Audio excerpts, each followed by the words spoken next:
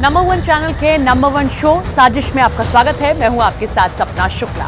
साजिश में आज बात इजराइल के उस एक्शन की जिसने हमास को मुंह दिखाने लायक तक नहीं छोड़ाया। गाजा पट्टी से कुछ ऐसी तस्वीरें आ रही हैं जिनको देख पाना इस्माइल हानिया के लिए बहुत मुश्किल है। हमास के जिन आतंकियों ने 7 अक्टूबर को इजराइल को घुटनों पर ला दिया था, वो उन्हीं को आज ऐसी सजा दे रहा है कि पूरी दुनिया कांप रही है। वहीं इजराइल के एयरफोर्स ने अब गाजा पट्टी को नेस्तनाबूद करने के बाद दक्षिण लेबनान पर कॉर्पोरेट बॉम्बिंग शुरू कर दिया। अब हिजबुल्लाह की अगर बात करें तो अगर हिजबुल्लाह इस युद्ध में पूरी तरह नहीं कूदा तो इजराइल लेबनान को भी घुटनों पर लाने में देर नहीं करेगा।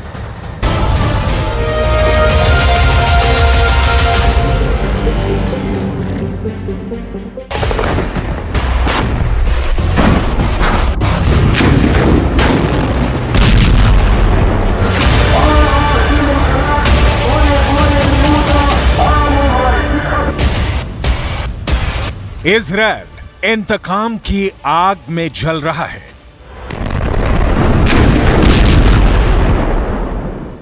जो दर्द हमास ने 7 अक्टूबर को इजराइल को दिया, अब वही दर्द कई 100 गुना करके इजराइल हमास को दे रहा है।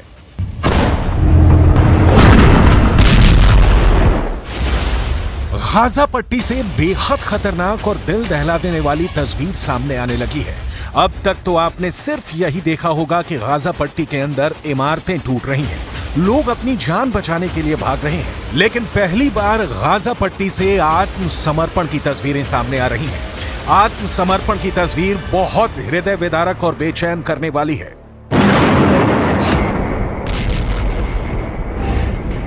रूस और यूक्रेन में युद्ध इस वक्त भी चल रहा है और पूरी दुनिया ने रूस और यूक्रेन के बीच चल रहे युद्ध में भी आत्मसमर्पण की तस्वीर देखी है। रूस और यूक्रेन के युद्ध में लड़ने वाले फौजी अपने कपड़ों में ही आत्मसमर्पण करते हुए देखे गए हैं, लेकिन इजराइल ने बहुत ही खतरनाक अंदाज में हमास के आतंकवादियों का आत्मसमर्पण करवाया है।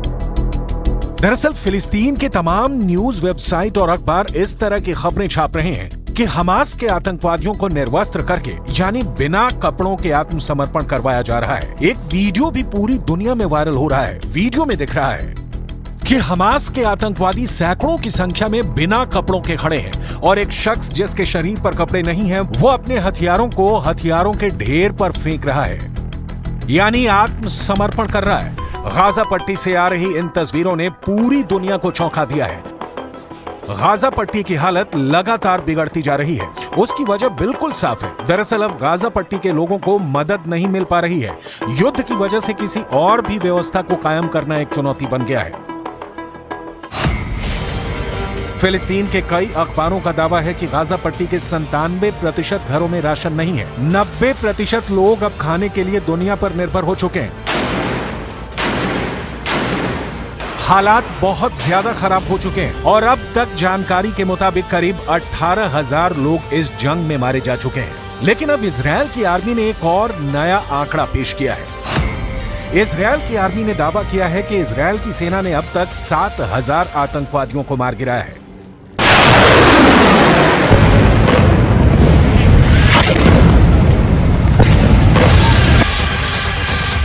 7 अक्टूबर को जब इजराइल के अंदर आतंकवादी हमला हुआ था, उस वक्त भी करीब 3,000 हमास के आतंकवादी इजराइल में घुस गए थे। इनमें से बड़ी संख्या में आतंकवादी भागने में सफल रहे, लेकिन करीब 1,000 आतंकवादी 7 अक्टूबर के बाद इजराइल के अंदर इजराइल की सेना के पलटवार में भी मारे गए थे। बड़ी बात यह है कि अब लेबनान पर भी इजराइल ने जबरदस्त बमबारी शुरू कर दी है। फिलिस्तीन के समाचार पत्रों में और न्यूज वेबसाइट में ऐसे कई वीडियो दिखाए जा रहे हैं जिसमें कि लेबनान पर बमबारी की तस्वीरें शेयर की जा रही हैं। तस्वीर देखकर साफ लग रहा है कि दक्षिण लेबनान में इजराइल के द्वारा कारपेट बॉम्बिंग की जा रही है। दरअसल पिछले हफ्ते हिजबुल्लाह की गोलीबारी में इजराइल का एक नागरिक मारा गया था। उस एक मौत पर भी इजराइल के प्रधानमंत्री बेंजामिन नेतन्याहू ने बेहद सख्त रुख अपनाते हुए एक बयान जारी किया था। प्रधानमंत्री बेंजामिन नेतन्याहू ने चेतावनी देते हुए कहा था कि अगर हिजबुल्लाह इजराइल पर हमला करने से बाज नहीं आया तो इजराइल की सेना और इजराइल की एयरफोर्स लेबनान की राजधानी बेरूत को गाजा पट्टी और दक्षिणी लेबनान को खान यूनुस में बदल देंगे।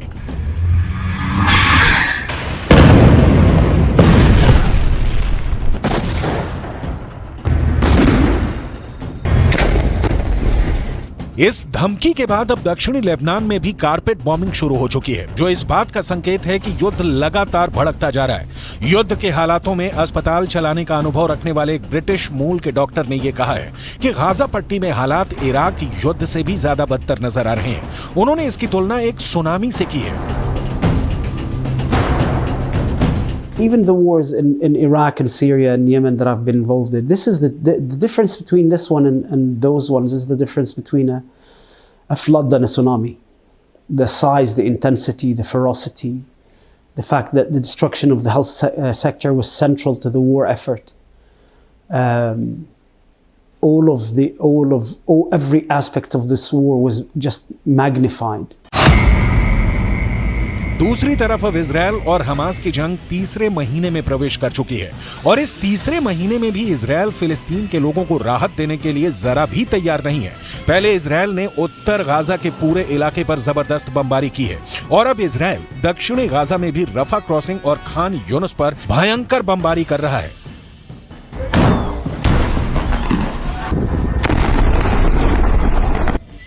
हालात ऐसे बन गए हैं कि गाजा पट्टी के बहुत सारे नागरिक एक ही महीने में दूसरी बार विस्थापन का शिकार हो रहे हैं।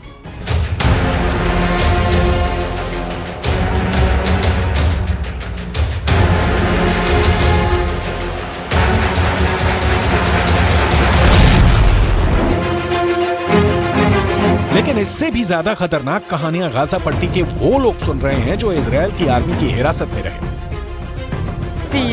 5 أيام الله وكيلكم فيش غير نشرب غير هذا نص كاس ميه. اول يوم ترجيناهم بدنا نشرب لا فيش ميه فيش غير ثاني يوم عشان انا صغير وقعدت ازن عليه وقعدت اعيط بدي اروح حكى لي لا بدي اعطيك نص كاس ميه.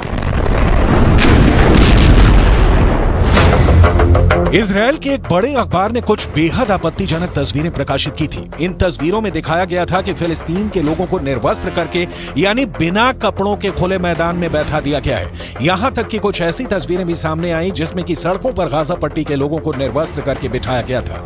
अब इजरायल का दावा है कि ये लोग हमास के आतंकवादी हैं, जबकि फिलिस्तीन के अखबार दावा कर रहे हैं कि ये लोग आम नागरिक हैं।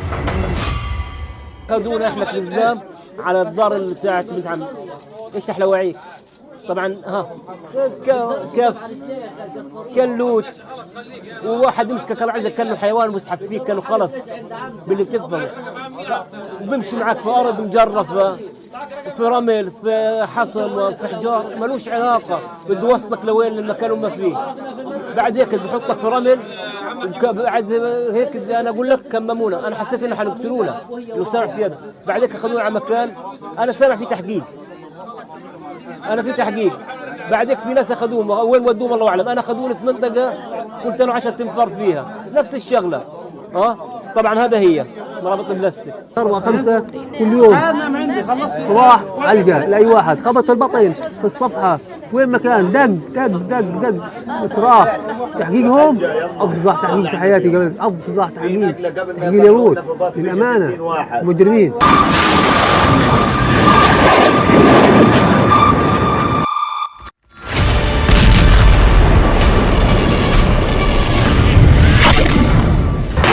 फिलहाल हालात ये हैं कि इस भयंकर कत्लोगार और क्रूरतापूर्ण हत्याओं के दौर में दुनिया पूरी तरह से लाचार नजर आ रही है।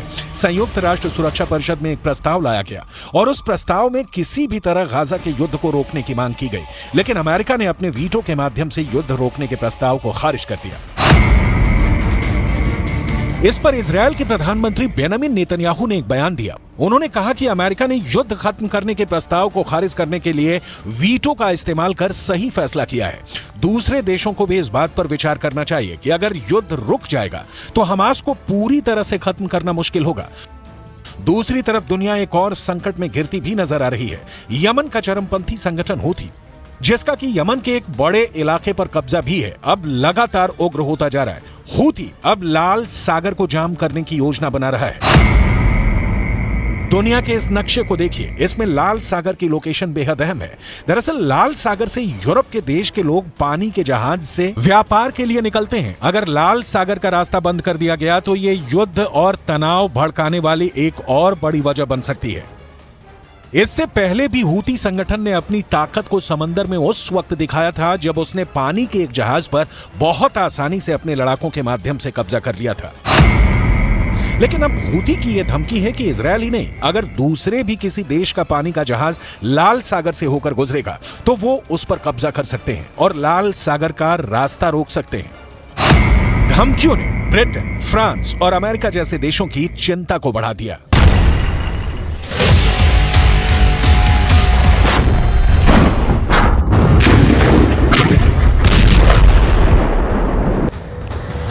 इजरायल युद्ध में एआई यानी आर्टिफिशियल इंटेलिजेंस की एंट्री अब हो चुकी है।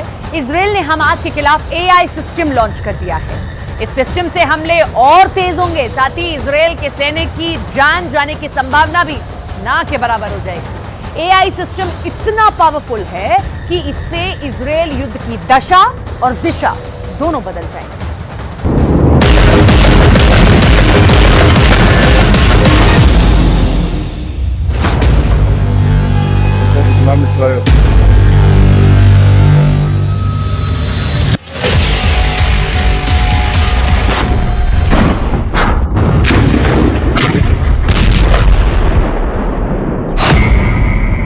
हमेशा के लिए बदल गई युद्ध की तकनीक। इजरायल ने कर दिया युद्ध में एआई का इस्तेमाल। एक दिन में एआई हमास पर करेगा 100 हमले, बिना नुकसान, एआई से बर्बादी वाली गारंटी।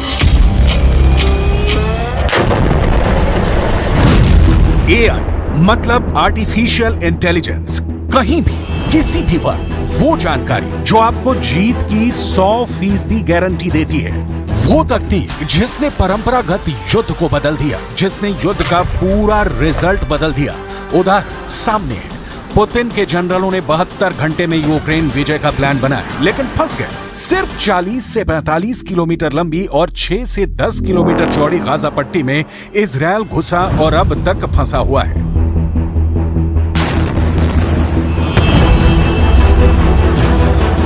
कागज और जमीन दोनों पर रूस यूक्रेन से और इजरायल हमास के बीच शक्ति की कोई तुलना नहीं है। रूस और इजरायल दुनिया के सबसे उन्नत तकनीक के हथियारों का प्रोडक्शन करने वाले देश हैं, लेकिन फिर भी फंसे हुए हैं। क्यों? क्योंकि युद्ध की दशा बदल गई है।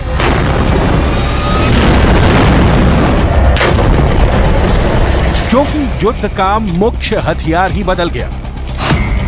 युद्ध में आर्टिफिशियल इंटेलिजेंस की एंट्री हो गई।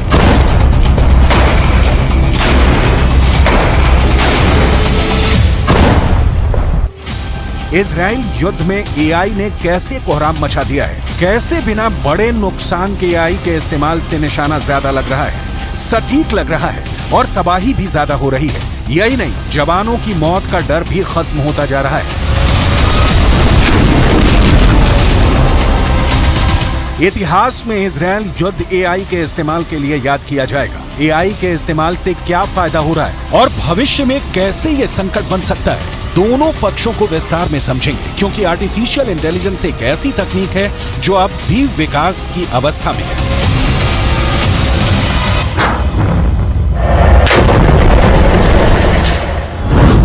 आगे आपको इजरायल की याहालोम यूनिट के बारे में बताएंगे, जिसने हमास की सुरंगों के चीथड़े उड़ा दिए हैं। इजरायल रक्षा बल यानी आईडीएफ गाजा में हमास के खिलाफ युद्ध में हबसोरा नाम के एआई मतलब आर्टिफिशियल इंटेलिजेंस का इस्तेमाल कर रहा है। हबसोरा मतलब हिब्रू में द जस्पल होता है।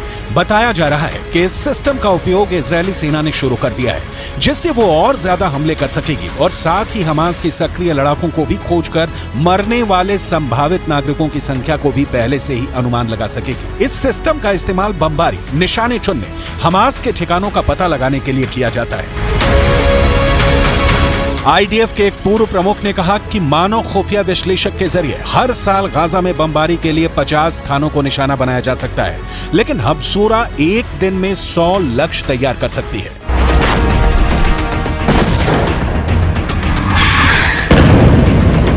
एआई में युद्ध के चरित्र को नया रूप देने की क्षमता है, लेकिन ये याद रखना बहुत जरूरी है कि इसका इस्तेमाल सिर्फ दुश्मन के खिलाफ नहीं, पूरी मानवता के खिलाफ भी हो सकता है। ये अत्याधुनिक तकनीक की मशीनें मिसाइलों से भी ज्यादा खतरनाक साबित होती हैं अगर इनका निशाना चूक जाए। इन तकनीकों के इस्तेमाल के पहले बहुत सावधानी बरतनी जरूरी होती है।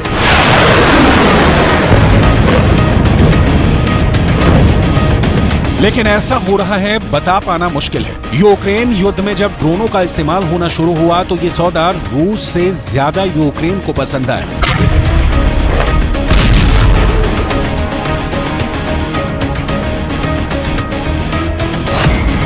एक ड्रोन की कीमत ज्यादा से ज्यादा 50,000 या 1 लाख होगी, जबकि एक मिसाइल की कीमत कम से कम 50 लाख से 1 करोड़ होगी। अब ये बेहद सस्ते ड्रोनों को मारने के लिए बेहद कीमती मिसाइलों का इस्तेमाल करना पड़े तो सोचिए क्या भाव पड़ेगा। तकनीक ने युद्ध को आसान बना दिया है और घातक, खतरनाक और ज्यादा तबाही वाला बना दिया है। इसके कुछ फायदों को देखिए, इसके बाद दिखाएंगे कि इसका नुकसान किस लेवल का हो सकता है। एआई सैनिकों को अधिक कुशल बना सकती है, इससे युद्ध की गति तेज हो जाती है। एआई का युद्ध के सभी स्तरों पर प्रभाव पड़ रहा है। खुफिया, निगरानी और टोही गतिविधियों से लेकर घातक हथियार प्रणालियों के लिए इसका इस्तेमाल हो रहा है, जिसके जरिए मानव हस्तक्षेप के बिना निशाना बनाकर हमला किया जा सकता है। आईडीएफ की हबसोरा प्रणाली भी इसी तरह काम करती है। आपने नोटिस किया होगा कि 7 अक्टूबर के बाद से इजरायली सेना की मौत की अब तक कितनी खबरें आई हैं। इजरायल बिल्कुल सावधानी से बिना जवानों को खोए जंग जीतना चाहता है और इसके लिए उसके पास विकल्प है तकनीक। हबसोरा ने इजरायली डिफेंस फोर्स का काम आसान कर दिया है। जमीन पर सेना के पास अब हमास की वो जानकारियां पहुंच रही हैं जो आईने में दिखा देती हैं कि दुश्मन की लोकेशन क्या है, दुश्मन कितने हैं, उनके पास हथियार कितने हैं, कैसे हैं। जाहिर है हर सेना को ऐसे हथियार की जरूरत होती है, लेकिन पूरी दुनिया इतनी उन्नत नहीं है। और दूसरी बात यह भी कि एआई सिस्टम युद्ध के समय खतरनाक गलतफहमी पैदा करने या दुष्प्रचार में योगदान दे सकता है। यह सिस्टम मशीनों के सुझाव पर भरोसा करने की मानवीय प्रवृत्ति को बढ़ा सकता है। हबसोरा सिस्टम से बात सामने आई है कि किसी एआई सिस्टम की सीमाएं स्पष्ट नहीं हो सकती, मतलब तय नहीं हो सकती। इसलिए एआई का उपयोग इस आधार पर उचित है कि यह बड़ी मात्रा में डेटा की व्याख्या कर सकता है, इसे रिफॉर्म यानी संशोधित कर सकता है। लेकिन युद्ध में जहां सीमा तय होती है, वहां सीमा नहीं समझने वाले हथियार का इस्तेमाल बहुत बहुत बहुत खतरनाक हो जाता है।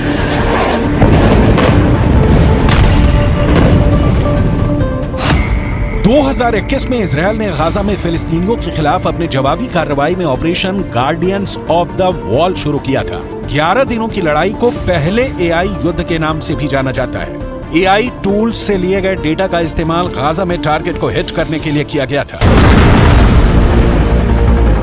इजरायल तकनीक में महारत रखता है। इजरायल का एयर डिफेंस सिस्टम आयरन डोम 7 अक्टूबर को हमास हमले के दौरान नाकाम रहा, लेकिन इससे इजरायल की सुरक्षा व्यवस्था की बखिया उघड़ जाने के तौर पर नहीं लिया जा सकता। इजरायल के पास अमेरिका वाला पैट्रियट डिफेंस सिस्टम भी है और सबसे बड़ी बात कि इजरायल के साथ अमेरिका खड़ा है, संयुक्त राष्ट्र में वीटो के साथ। लेकिन समस्या यह है कि इजरायल 7 अक्टूबर से दिसंबर आ गया, लेकिन इजरायल गाजा में हमास के अंतिम आतंकी तक नहीं पहुंच पाया। इसे लेकर कहा जा रहा है कि गाजा की सुरंग हमास के लिए वरदान साबित हो रही है।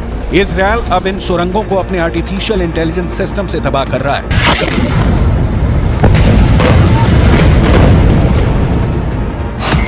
हमास ने गाजा में जमीन के अंदर कई सुरंगें बनाई हैं। इन सुरंगों को इजरायल मेट्रो कहता है। इजरायल ने दावा किया था कि उसने अल शिफा अस्पताल के नीचे हमास की सुरंगें खोजी हैं। इन सुरंगों का जाल पूरे गाजा में करीब 500 किलोमीटर में फैला है, लिहाजा इसे हमेशा के लिए नष्ट करने का काम आसान नहीं है। एआई के साथ ही इजरायल ने हमास की सुरंगों को मिट्टी में मिलाने के लिए अपनी याहलोम यूनिट को तैनात किया है। याहलोम यूनिट हमास की सुरंगों को खोज रही है और उन्हें नष्ट कर रही है। हिब्रू भाषा में याहलोम शब्द का अर्थ हीरा होता है। इस नाम से ही यह यूनिट अपनी विशेषता बताती है। इस यूनिट की स्थापना 1995 में हुई थी। 2014 के गाजा युद्ध के बाद इजरायल ने इस यूनिट को बढ़ाकर लगभग 2 गुना कर दिया है, जिसे इजरायली ऑपरेशन प्रोटेक्टिव एज के रूप में जाना जाता है। याहलोम ने ऑपरेशन प्रोटेक्टिव एज में अहम भूमिका निभाई है। इजरायल का अस्तित्व उसके डिफेंस सिस्टम यानी सुरक्षा तंत्र पर टिका है। आयरन डोम को 7 अक्टूबर को हमास ने कंफ्यूज कर दिया था और 1400 लोगों की मौत हो गई, लेकिन उसका नतीजा पूरा फिलिस्तीन भुगत रहा है। अब तक 17,000 से ज्यादा फिलिस्तीनी मारे गए हैं। इनमें महिलाएं हैं, बच्चे हैं, जो जाहिर तौर पर हमास जैसे संगठन के सदस्य नहीं थे। हमास के पास तो ज्यादा से ज्यादा 30 से 40 हजार लड़ाके होने का अनुमान लगाया जाता है। मतलब इजरायल एआई का सीमित तौर पर इस्तेमाल कर इजरायल ईरान जैसे बड़े देशों को मैसेज दे रहा है कि उससे पंगा नहीं ले, वरना ईरान के पास कामिकाजे जैसे घातक ड्रोन है।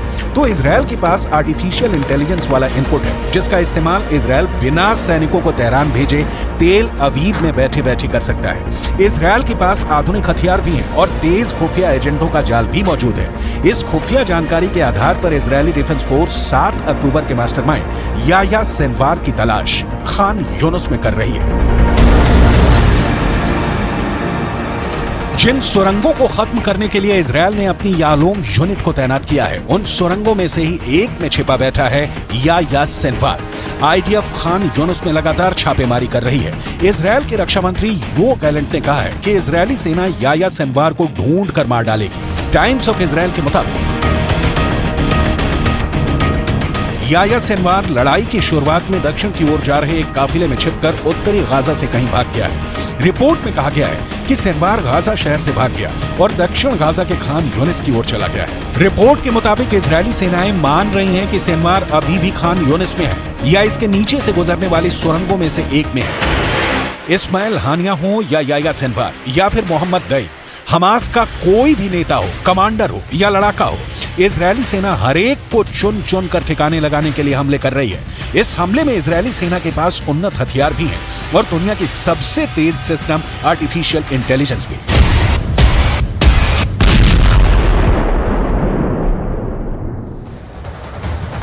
चीन के नेता और बड़े बड़े मंत्री बहुत बड़े खतरे में पड़ गए हैं। अमेरिका और ब्रिटेन के मीडिया ने दावा किया कि चीन के पूर्व विदेश मंत्री किन गैंग को जान से मार दिया गया। चीन के पूर्व विदेश मंत्री 6 महीने से गायब थे। हैरत इस बात पर है कि ऐसे कई केसेस चीन के राष्ट्रपति शी जिनपिंग घिरते हुए नजर आ रहे हैं।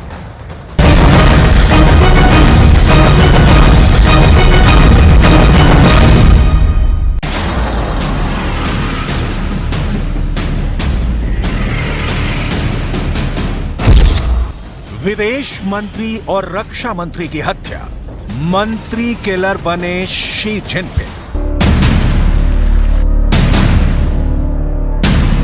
क्या 70 साल के शी जिनपिंग अपने मंत्रियों और जनरलों के किलर बन चुके हैं? चीन के राष्ट्रपति शी जिनपिंग पर इस वक्त पूरी दुनिया की नजर है। खबर है कि अमेरिका और पश्चिमी देशों को खुफिया इनपुट मिले हैं कि शी जिनपिंग इस वक्त चीन के अंदर खुफिया तरीके से अपने मंत्रियों और सेना के जनरलों को चुन चुन कर जान से मरवा रहे हैं।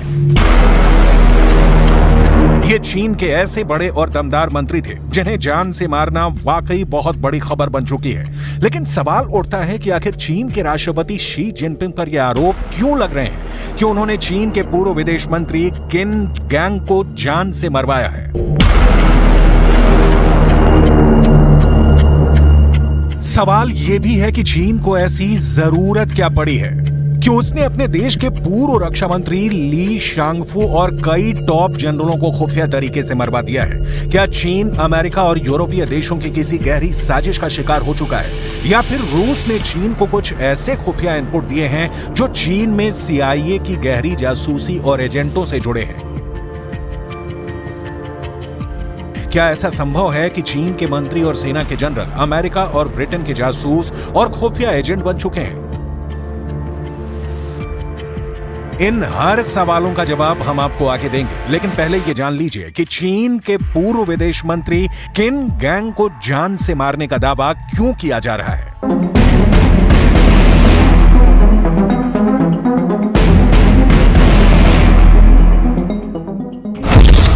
चीन का एटम बम चोरी, जिनपिंग के मंत्री निकले गद्दार। चीन में पिछले 3 महीनों से कुछ ऐसा हो रहा है जिसने राष्ट्रपति शी जिनपिंग के होश उड़ा दिए हैं। पहले आप ये जान लीजिए कि अब तक शी जिनपिंग के इशारे पर चीन के किन टॉप मंत्री और जनरलों को मारा गया है। फिर हम आपको चीन के पूर्व विदेश मंत्री, रक्षा मंत्री और चीनी सेना में रॉकेट फोर्स के जनरल को मारे जाने के दावे के पीछे का सीक्रेट बताएंगे।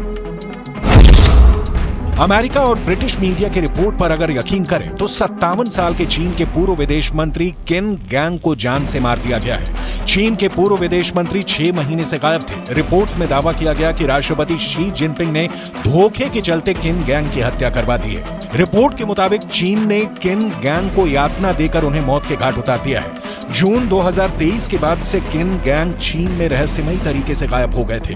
चीन के 2 अधिकारियों के हवाले से पश्चिमी देशों की रिपोर्ट में दावा किया गया है कि किन गैंग की जुलाई में ही बीजिंग के एक मिलिट्री अस्पताल में मौत हो गई थी। जिनपिंग के करीबी पूर्व विदेश मंत्री किन गैंग का खुफिया तरीके से मारा जाना चीन में बहुत बड़े बवंडर का संकेत कर रहा है।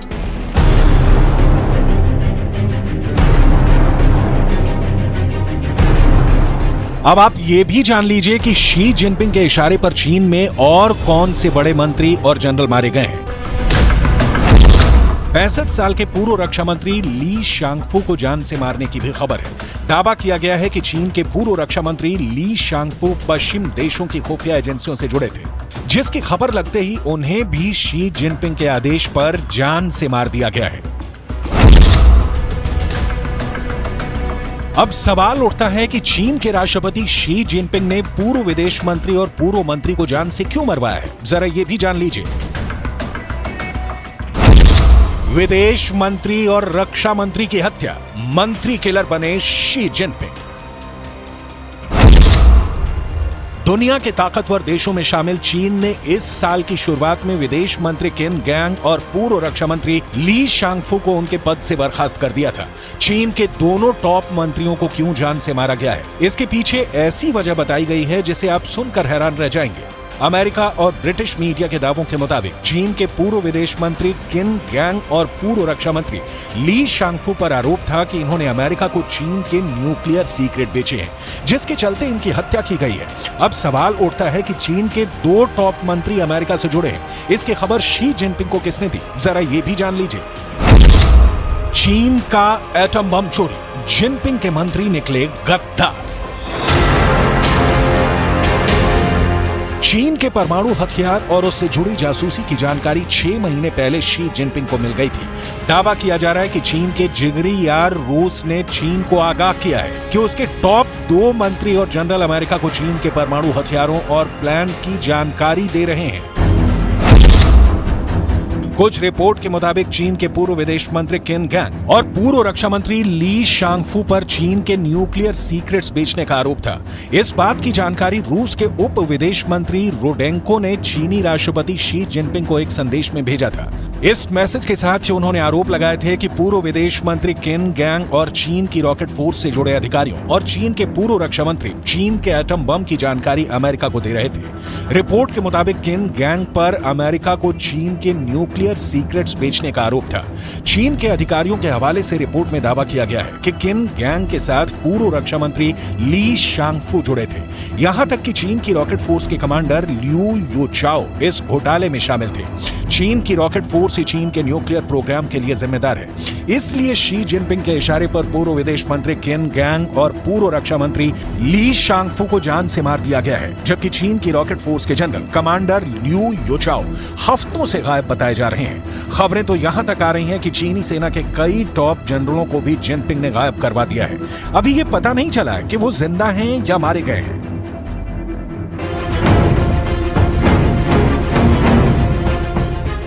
कुल मिलाकर चीन में शी जिनपिंग के तांडव ने हाहाकार मचा दिया है। अब देखना होगा कि चीन में आने वाले दिनों में और कौन कौन से मंत्री और जनरल गायब होते हैं या फिर मारे जाते हैं।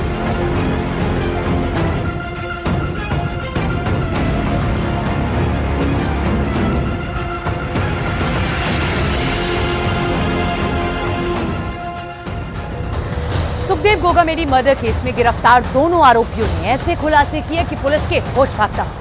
दावा किया जा रहा है कि सुखदेव की हत्या में 8 से ज्यादा मास्टरमाइंड हैं, जिन्होंने मिलकर हत्या को अंजाम दिया। इस मर्डर के बाद इन्वेस्टिगेशन ऐसे मोड़ पर अटक गई है जहां कई बड़े नाम सामने आ सकते हैं।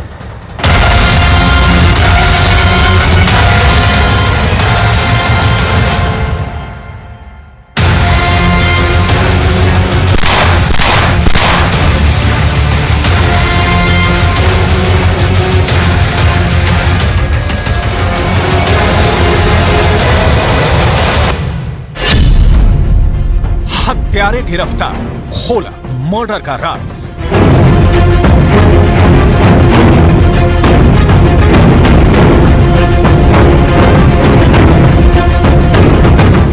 दिसंबर 2023 को सुखदेव को 9 गोलियां मारी गई और उनकी मौत हो गई। सीसीटीवी में कैद 2 हत्यारों के अलावा सुखदेव हत्याकांड में कितने लोग शामिल हैं, इसका खुलासा होना शुरू हो चुका है।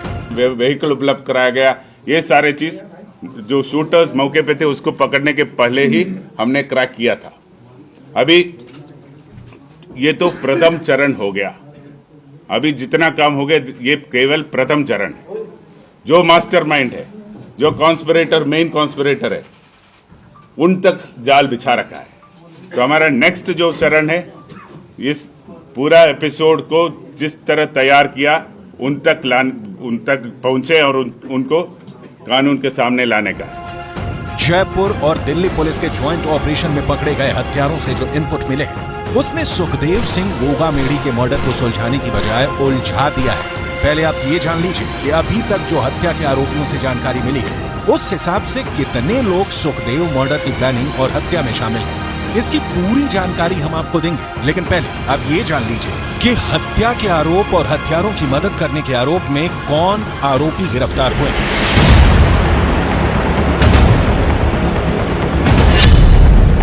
गिरफ्तार आरोपियों की पहचान रोहित राठौड़ के रूप में पुलिस ने की है, जो सुखदेव की हत्या में शामिल है, जबकि उसका साथी नितिन फौजी भी हत्या करने के आरोप में गिरफ्तार हुआ है।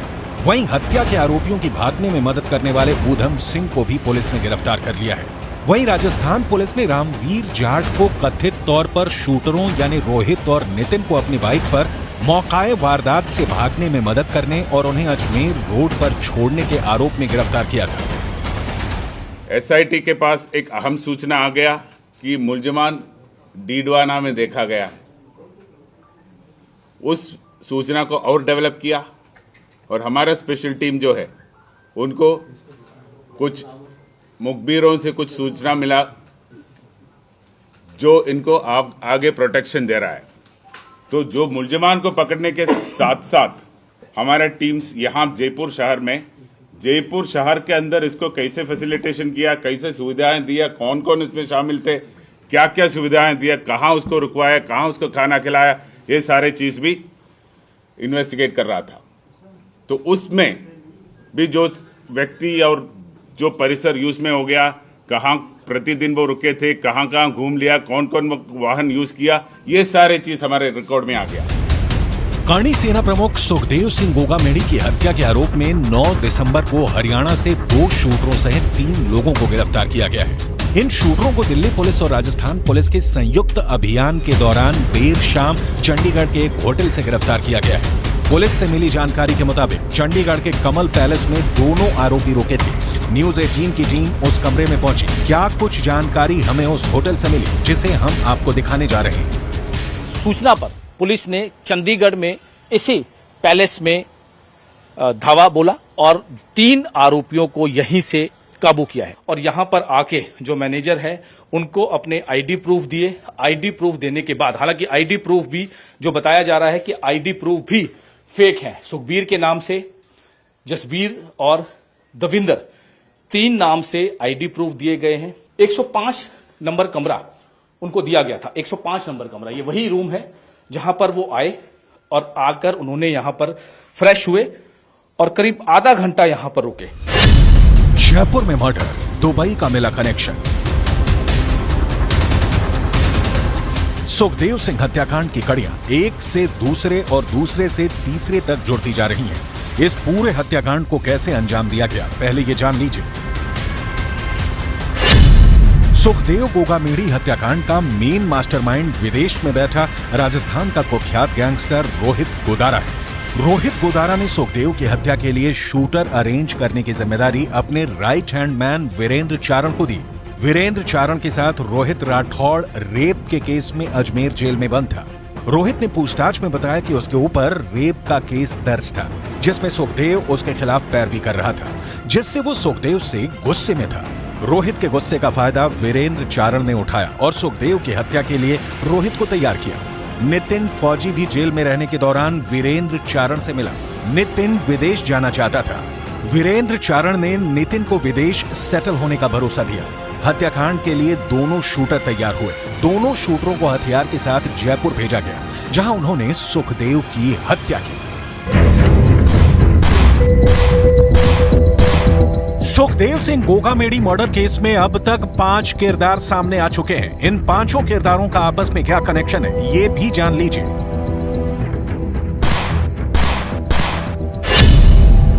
5 दिसंबर को सुखदेव सिंह गोगामेडी की हत्या जिस वक्त हुई, उस वक्त कमरे में कितने शूटर थे और कितने हत्या के मास्टरमाइंड, जरा इसे समझ लें। सीसीटीवी फुटेज में साफ देखा जा सकता है कि सुखदेव सिंह पर रोहित राठौड़ और नितिन फौजी ने ताबड़तोड़ फायरिंग की। उस वक्त तीसरा शूटर भी मौके पर मौजूद था। पुलिस के मुताबिक वो शूटर था नवीन शेखावत, जिसने सुखदेव सिंह के घर की 10 दिन पहले रेकी की थी। नवीन शेखावत ही वो तीसरा शूटर था जिसे सुखदेव सिंह पर गोली चलानी थी, लेकिन नवीन मौके पर ही मारा गया। इसके अलावा हत्या और भागने में मदद करने वाले 2 लोगों ने हत्या के आरोपियों की मदद की थी, जिनका नाम है ऊधम सिंह और रामवीर चाल। जबकि सुखदेव सिंह की हत्या का एक मास्टरमाइंड दुबई में बैठा है, जिसका नाम है वीरेंद्र चारण। हम आपको बता दें, सुखदेव की हत्या के कुछ देर बाद लॉरेंस बिश्नोई गिरोह से जुड़े गैंगस्टर रोहित गोदारा ने हत्या की जिम्मेदारी ली थी। जबकि पंजाब के बठिंडा में केंद्रीय जेल में बंद संपत नेहरा पर भी सुखदेव सिंह गोगामेडी की हत्या की साजिश रचने का आरोप है। कुल मिलाकर सुखदेव सिंह गोगामेडी हत्याकांड में अब तक 8 बड़े नाम सामने आ चुके हैं। मैं इंसान हूँ और 11 साल रही हूँ उनके साथ, तो वो तो देखो उसको ही पता है। मेरे साथ 2 महीने रह के गई है वो इसी मकान में। उसने क्यों बोला वो जाने, उसका हो सकता है प्रॉपर्टी का उसको ज़्यादा ही होगा, उसको प्रॉपर्टी के लिए कर रही होगी। मैं उसको बोल तो रही हूँ बार बार, आप लोगों के माध्यम से मुझे प्रॉपर्टी नहीं चाहिए, मुझे कुछ नहीं चाहिए, न्याय चाहिए। फिलहाल अपने न्याय की मांग करो। पूरा देश हंसी उड़ा रहा है उनकी मौत पे।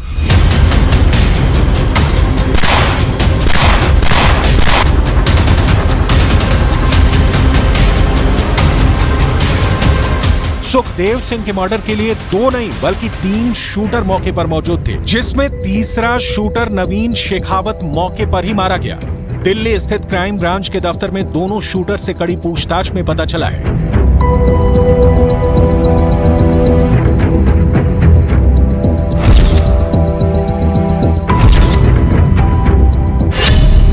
गोगामेडी की हत्या की साजिश उनके मर्डर से करीब 1 हफ्ते पहले रची गई थी। मृतक नवीन शेखावत ने पूरी रेकी की थी। शूटर्स ने बड़ा खुलासा करते हुए बताया कि नवीन शेखावत भी उनके साथ इस हत्या की साजिश में शामिल था। नवीन शेखावत को गोली इसलिए मारी गई क्योंकि फायरिंग के वक्त वो डर गया था और हमें फायरिंग करने से रोकने की कोशिश कर रहा था। इसी दौरान हालात कुछ ऐसे बन गए कि नवीन शेखावत को गोली मारनी पड़ गई। मौके से जो बरामद किया, जो स्कॉर्पियो वाहन जिसमें वो हत्यारे आए थे, उसके बारे में भी हम जांच पड़ताल किया, उससे भी कुछ क्लूज मिला। ये सारे मिला के हमें एक डायरेक्शन मिल गया कि किस तरफ कैसे गया है। तो हमारे सारे टीमें 5 तारीख से ही इन मुलजिमान को दस्तयाब करने का कार्य में लगे हुए थे। शूटर गोगामेडी की हत्या के बाद रोहित गोदारा के करीबी सहयोगी वीरेंद्र चारण के साथ लगातार संपर्क में थे, जिसका नाम कई आपराधिक मामलों में भी था। शूटरों की हालिया लोकेशन का पता उनके मोबाइल फोन से लगाया गया, क्योंकि वो भागने के दौरान वीरेंद्र चारण को कॉल कर रहे थे। शूटरों ने पुलिस को बताया है कि वो पहले ट्रेन से हिसार गए और फिर ऊधम सिंह के साथ मनाली गए। वो 1 दिन के लिए मंडी में भी रुके। मंडी से तीनों लोग चंडीगढ़ आए, जहां उन्हें पकड़ लिया गया। 8 तारीख को हमें स्पष्ट उनका लोकेशन के बारे में रियल टाइम का सूचना मिल गया और उसके फलस्वरूप कल 9 तारीख को जो 2 शूटर्स थे और उनको जो व्यवस्था करा रहा था, लॉजिस्टिकल असिस्टेंस दे रहा था, उनको हम चंडीगढ़ सेक्टर 22 में एक होटल के बाहर से दस्तयाब किया और उनको अभी राजस्थान लाया गया है और उनको आगे का पूछताछ किया जाएगा। सुखदेव सिंह गोगामेढ़ी की दोनों पत्नियों की तस्वीरें साथ साथ देखिए। पहली तस्वीर में सुखदेव सिंह की दूसरी पत्नी शीला शेखावत है, जबकि दूसरी तस्वीर में सुखदेव की तीसरी पत्नी सपना सोनी है। सपना जहां सुखदेव के मर्डर में किसी करीबी का हाथ बता रही हैं, तो वहीं शीला का दावा है कि वो सुखदेव की तीसरी पत्नी को नहीं जानती है। हैरानी की बात तो ये है कि सुखदेव काफी वक्त से अपनी तीसरी पत्नी सपना सोनी के साथ जयपुर वाले घर में रह रहे थे, जहां 5 दिसंबर को उनकी हत्या हुई। तो फिर सुखदेव की दूसरी पत्नी शीला शेखावत ये क्यों कह रही है कि वो किसी सपना को नहीं जानती? उनके घर में भी एक महिला है जिन्होंने पूरा ये बयान दिया था कि उनके घर में सीसीटीवी कैमरा फुटेज वगैरह लगे हैं। आप जानते हैं वहाँ पर किसी को? नहीं सर, ऐसी तो कोई महिला मैंने तो नहीं सुनी और ना ही कोई थी। सपना जी को जानते हैं आप वहाँ पर? नहीं सर, मैं नहीं जानती। प्रॉपर्टी का तो मुझे पता नहीं है अभी किसके नाम है। शकुंतला जी के नाम पर है? हाँ, बताया जा रहा है कि शकुंतला जी के नाम पे। मुझे बताते थे ऐसे कि अभी तो सब कुछ शकुंतला के नाम ही है। कुल मिलाकर सुखदेव मर्डर केस में अभी और भी बहुत से खुलासे हो सकते हैं। अब देखना होगा कि हत्या के आरोपी और क्या क्या राज उगलते हैं।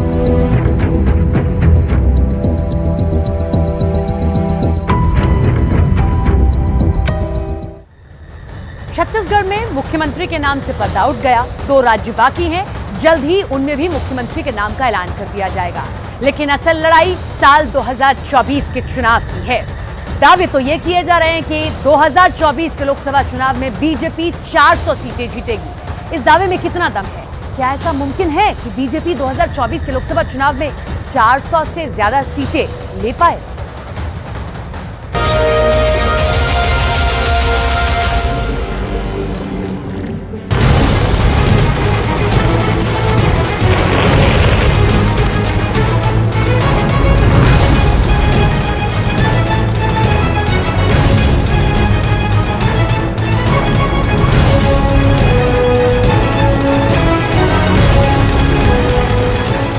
राजस्थान पलट गया, मध्य प्रदेश पलट गया, छत्तीसगढ़ पलट गया, वहां आदिवासी सीएम चुना, और अब क्या पलटेगी बीजेपी की किस्मत? क्या 2019 और अब 2024 भी बीजेपी का होगा, मोदी का होगा?